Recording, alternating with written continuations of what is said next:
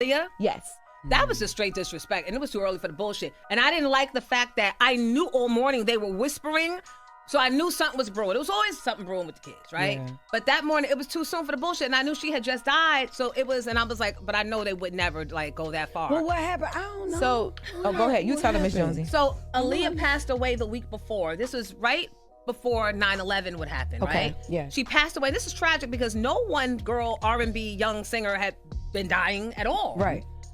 The next week, Star and Buckwild, primarily Star and his assistant Reese, they decide to reenact her dying on the plane crash.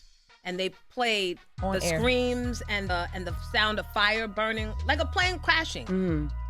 And I knew they were up to something. It's like, to this day, he goes, Miss Jones knew. No, you kept it from me. And you know you didn't tell me what it was. But when I heard it, I walked out and I said, I wish you had died in a plane rather than Aaliyah. Mm-hmm. And then Tracy used that. She was like, you don't wish death on your coworkers, and go home and you cool off and you think about this. Like, she punished me, right? She yelled at me. And not them. Not them. On the radio. On the radio. And then an hour later, McDonald's pulled their money. Burger King, Pepsi, everybody pulled their money. I don't know if it was Jay-Z and Dame Dash telling them this is what happened. I don't know, because we didn't have social media back then. Word didn't travel that quickly. Mm-hmm. Right. But we had a lot of listeners back then. And everyone that was listening to Star and Buckwild featuring Miss Jones heard it and knew someone that heard it. Right. So when the corporation started pulling the money, bring, bring. Hello, Jonesy, it's Tracy. Tracy, the one that just told me to go home and think about it. We need you back. I have to pull Star and Buckwild off the air. The world, everybody's mad. I bet. Yeah, and we need you to calm the savage beast that is the. And I did what I was told, and went back on air. There was there's always been a conversation that either Dame or Jay-Z either called the station or came to the station or something like that after all that happened. Probably.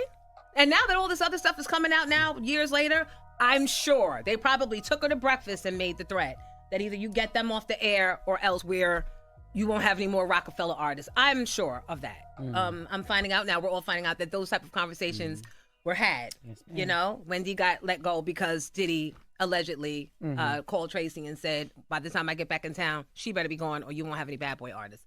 But I want to say this. Star was on his way right then of being let go because the listeners and the corporations would not stop.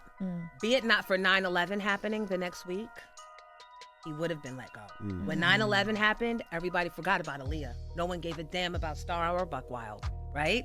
So we got to live he got to live to see another day under the quiet cloak of let's chill, let's be easy for a little while, let's focus on 9/11.